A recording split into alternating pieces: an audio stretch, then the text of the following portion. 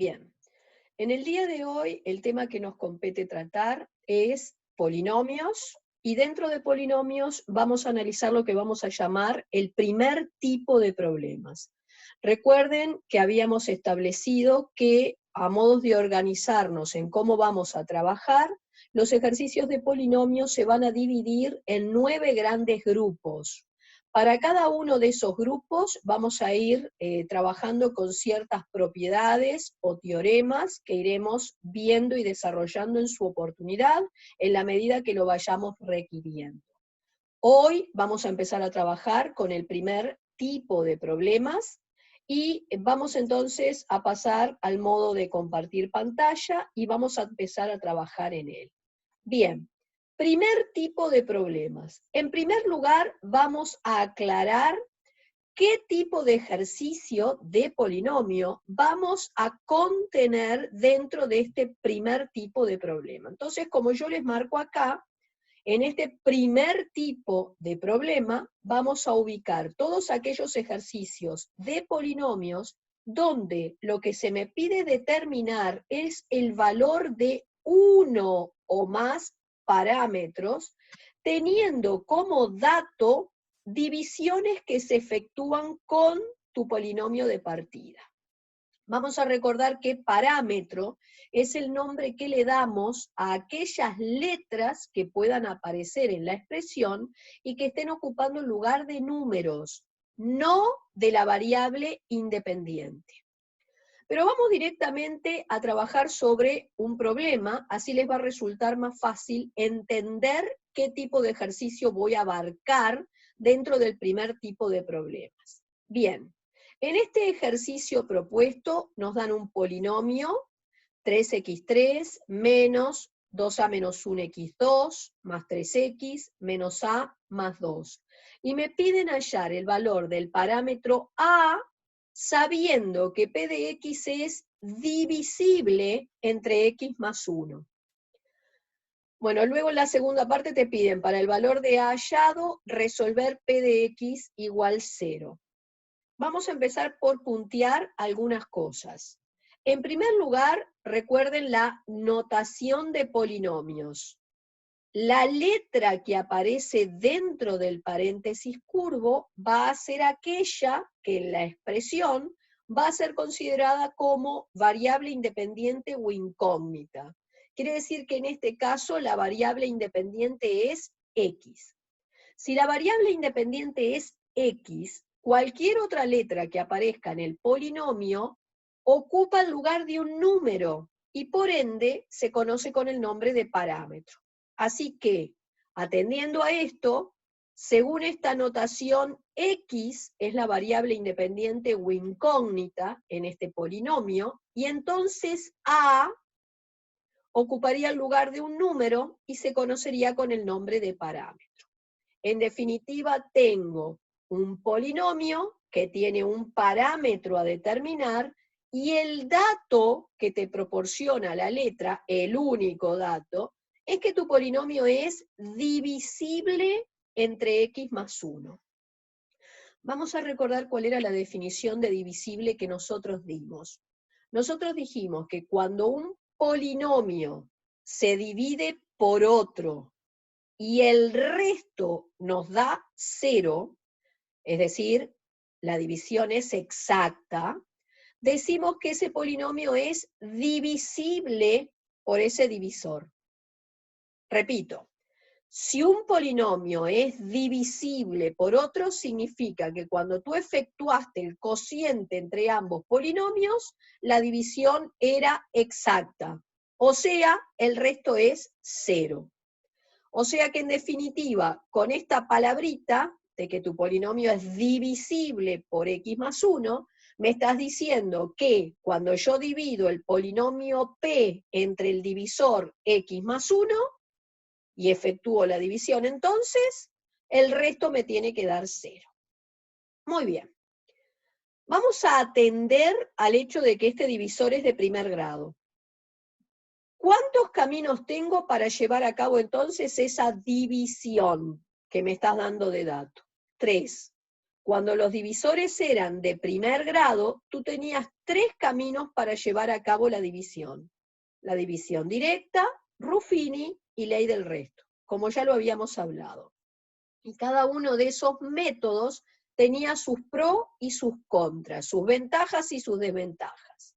Yo voy a resolver este problema por los 3 métodos y entonces voy a tener herramientas suficientes como para después, al final, decidir, comparar sobre los 3 métodos, el trabajo que me dieron, las dificultades que tienen, y entonces a futuro poder tomar la decisión de elegir uno de estos caminos para efectuar el ejercicio que me parezca obviamente el más sencillo.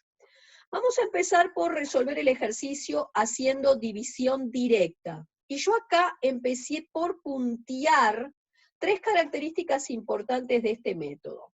En primer lugar, la división directa me aporta información tanto del resto como del cociente de esa división.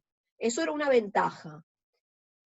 Segundo, se puede aplicar en realidad este método a cualquier tipo de divisor, no importa de qué grado sea ese divisor. Lo único que te piden para que puedas aplicar el método es que el grado del dividendo sea mayor o igual que el grado del divisor. Fíjate que en este caso tú tenías un polinomio de partida de tercer grado y un divisor de primero. Obviamente la división directa se puede hacer. Y como tercer característica, en realidad yo te marco que no va a ser un muy buen método, un método, digamos, elegible, si querés verlo así, cuando tú te encontrás con un polinomio de partida, un dividendo, que arrastra por lo menos un parámetro. En esos casos la división directa no va a ser un método muy recomendable. No que no lo puedas hacer, lo podés aplicar y ahora lo vamos a ver. Simplemente que vamos a observar que se va a tornar un poco complejo su esquema o va a requerir de muchísima atención de mi parte para no cometer errores. Bien, vayamos directamente a efectuar la división directa. Recuerden que tienen que tener un dividendo, un polinomio de partida con sus términos ordenados de mayor a menor grado. Tenemos nuestro divisor de primer grado. Y entonces vamos a empezar el método. Se tomaba el término de mayor grado en el dividendo y se lo dividía entre el término de mayor grado en el divisor. 3x3 dividido x, 3x2. Esto se multiplicaba por cada término del divisor y se colocaba con signos contrarios acá. Los términos de mayor grado se iban y ahora acá, entre estos términos, fíjense que ambos tienen x2, hay que agrupar términos semejantes al sumar. Es como que voy a sacar un x2 de factor común entre ellos y entonces, si yo saco el x2 de acá arriba, fíjense que te queda este paréntesis que está precedido por un signo de menos que le cambia el signo a todo lo que está dentro. Por eso escribo menos 2a más 1. Y luego, si sacás el x2 de acá, tenés que dejar un menos 3. Los demás se copiaban igual. Antes de continuar, fíjense que esto en definitiva sería un menos 2a, 1 menos 3, menos 2. Y ahora continúo de nuevo. Término de mayor grado en el residuo, entre el término de mayor grado en el divisor. Menos 2a menos 2, x2 dividido x, te daría esto que está acá. Este se multiplicaba por cada término del divisor y se colocaba con signo contrario. Otra vez se anulaban los términos de mayor grado y vuelvo a tener que agrupar términos semejantes entre estos dos al sumar. Por ejemplo, saco x de factor común y veo que si saco la x de acá arriba, dejo un más 3 de acá.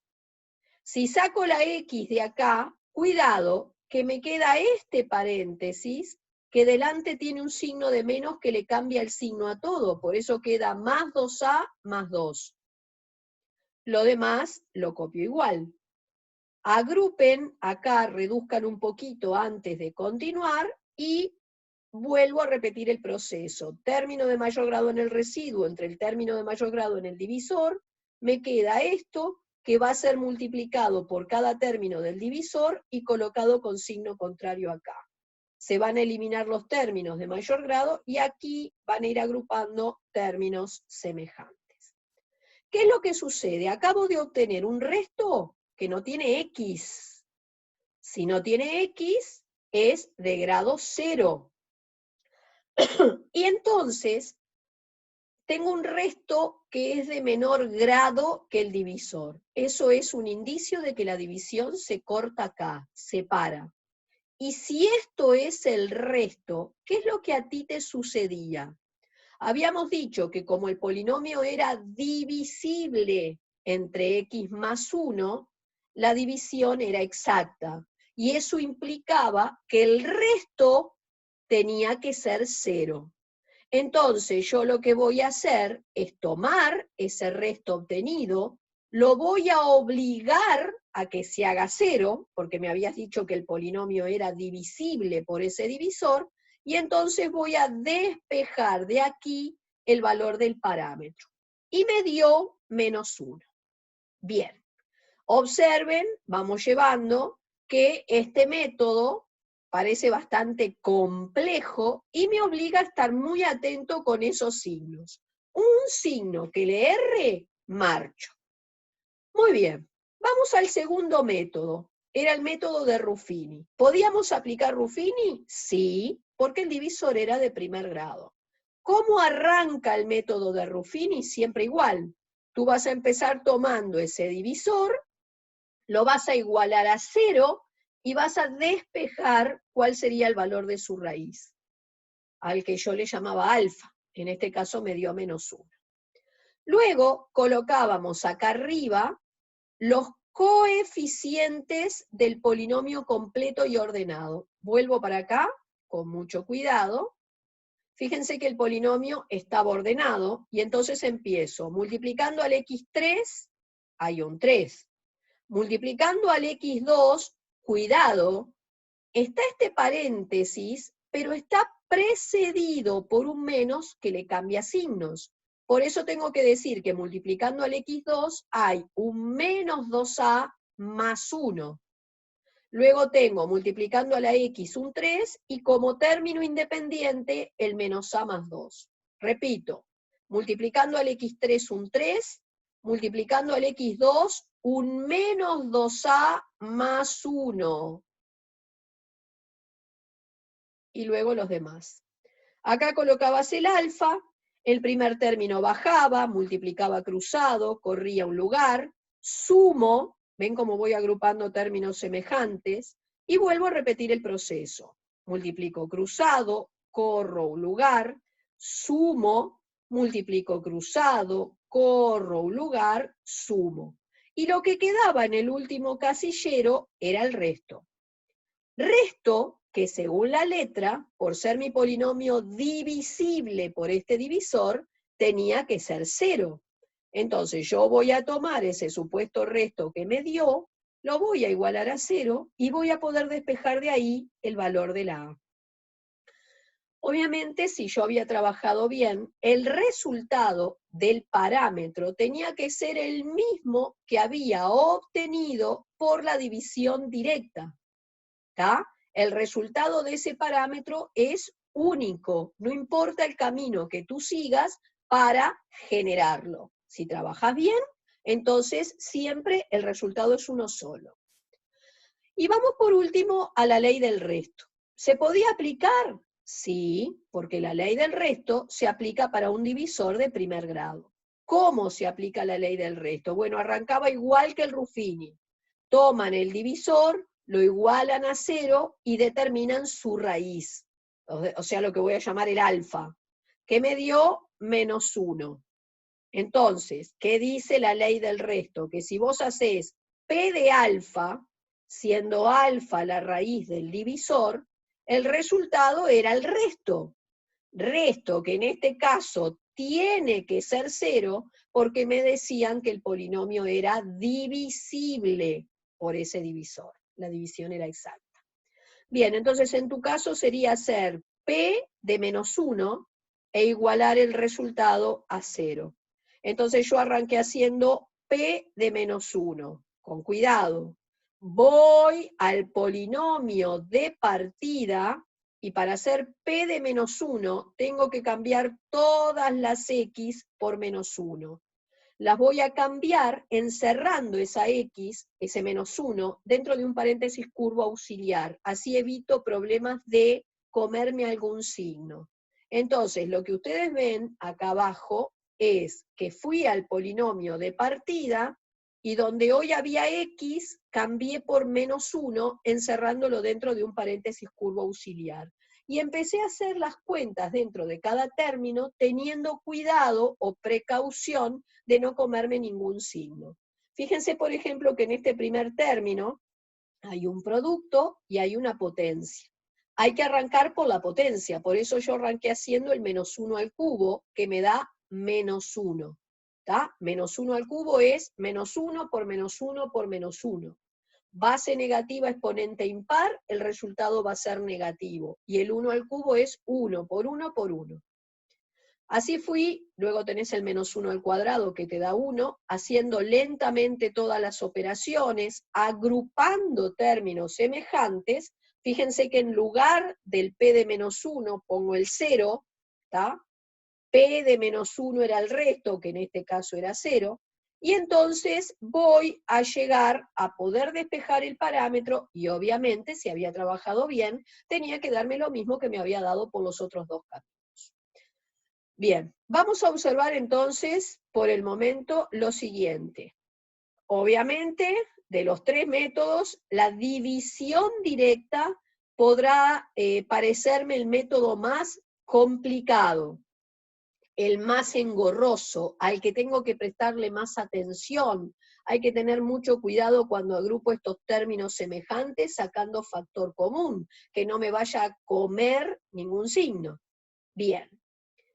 Luego, la división por el método de Ruffini, tener la precaución de que al tomar esos coeficientes, los tomes bien, no te comas ningún signo, es decir, acá en este caso, fíjense que cuando tomaban el coeficiente de x2, no era este paréntesis, sino que era este paréntesis con signo cambiado, pero con esa salvedad terminaba siendo también un método bastante más corto que la división directa, y quizás el menos complicado les podía parecer el de la ley del resto. Pero vamos a recordar algo, la ley del resto podrá parecerme muy simple, muy sencilla, pero de lo único que me aporta información es del resto. Y generalmente cuando uno está resolviendo este tipo de problemas, a veces necesita algo más que la información del resto de esa división, porque luego hay otras cosas que me piden que requieren de, por ejemplo, los cocientes. Bien, vayamos ahora a la segunda parte del problema, donde se me pedía que para el parámetro hallado, o sea, para ese supuesto valor de A que nos dio menos 1, yo ahora pasara a resolver P de X igual 0. ¿Pero qué significa resolver P de X igual 0? Como se los puse acá, cuando a mí me piden resolver P de X igual 0, me están pidiendo en definitiva hallar todas las raíces que tiene el polinomio tuyo. ¿Y cuántas raíces tiene un polinomio? Y acá hay una importante regla a tener en cuenta.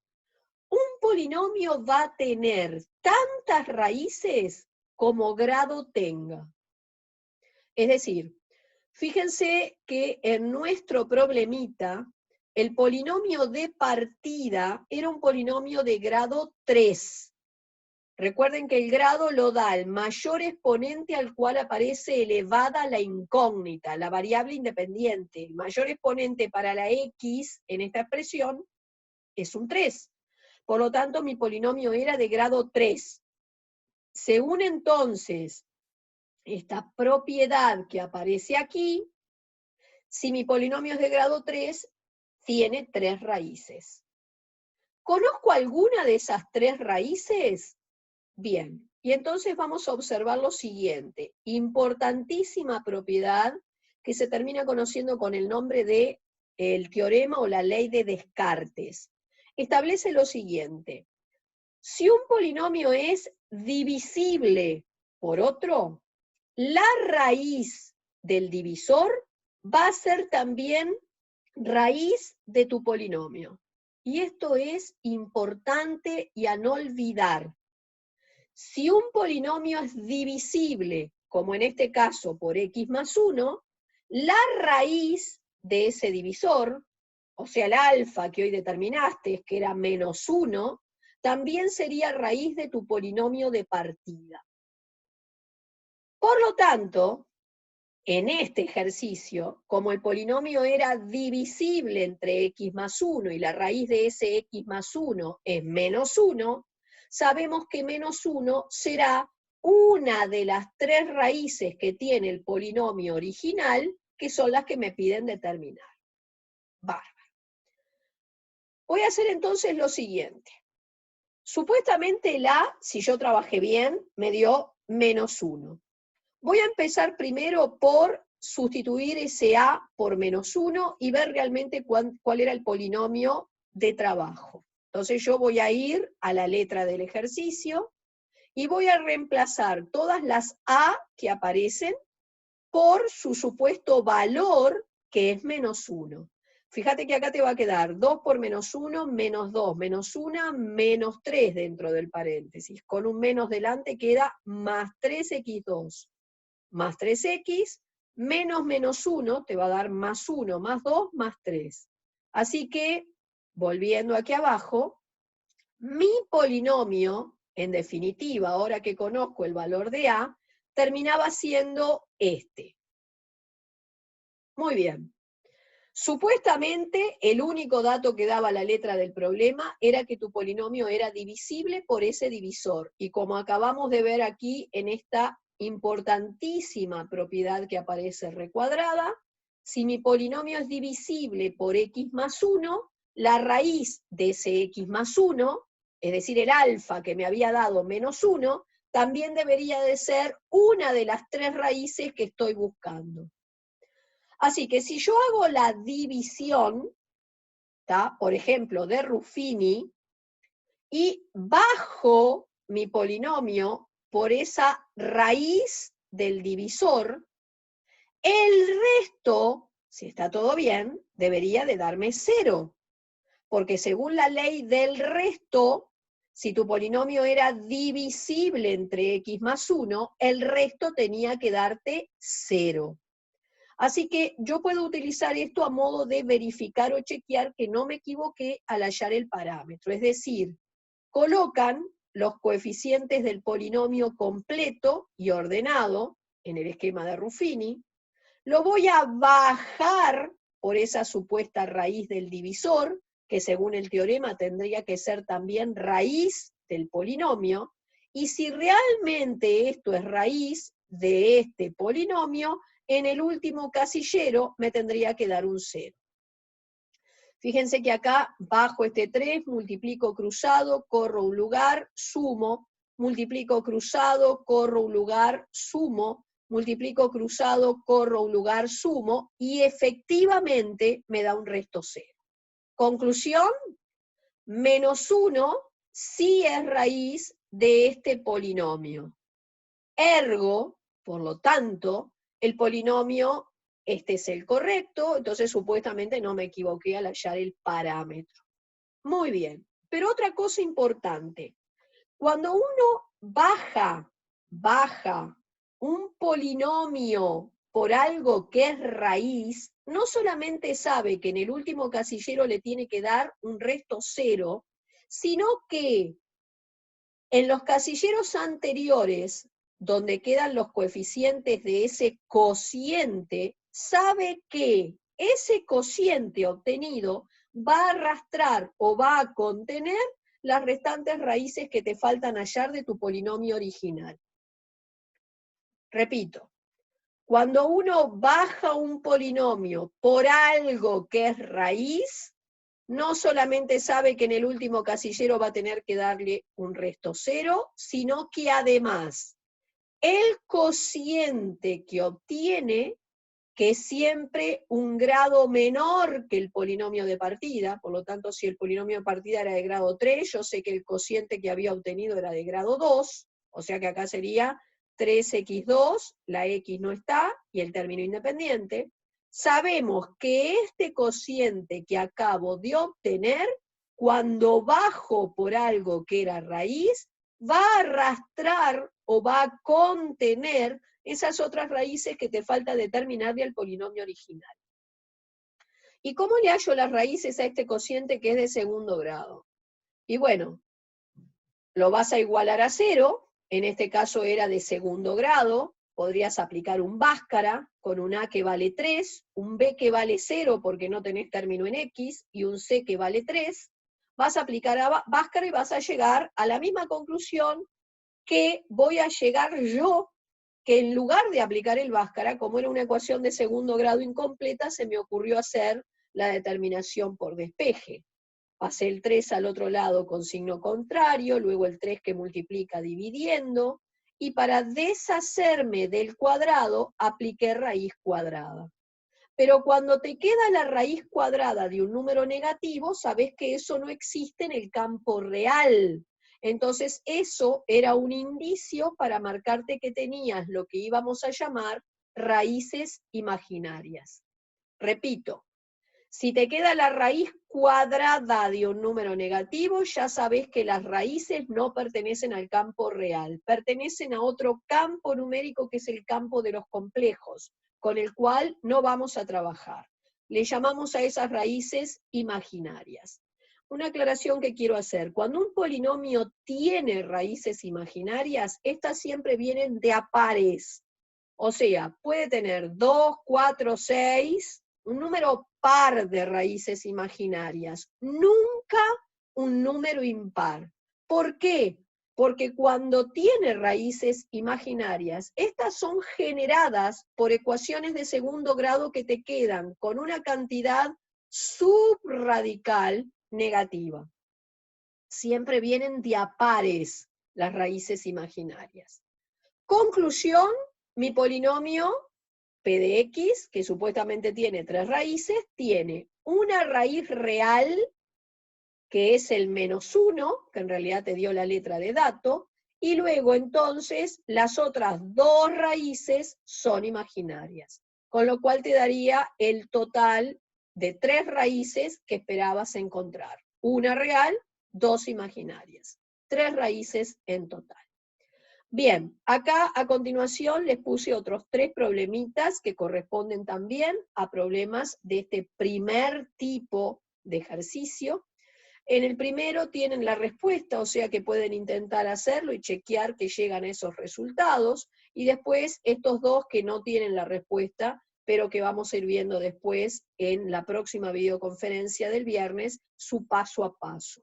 Otros ejercicios que van a encontrar en el repartido voluminoso que también corresponden a este primer tipo de problema son el 29, el 31, el 32, el 39, 40, 41, 42, 43, 47, 48 y 49 del repartido voluminoso. Para empezar, hay más, pero después se los voy a ir marcando. Así que mi intención es que en la próxima videoconferencia del viernes podamos estar discutiendo alguno más de estos problemas, después marcaremos cuál puntualmente, para entonces empezar a afianzar todas estas propiedades o conceptos importantes que hemos barajado en este primer tipo de problema. Bueno. Nos vemos entonces la próxima.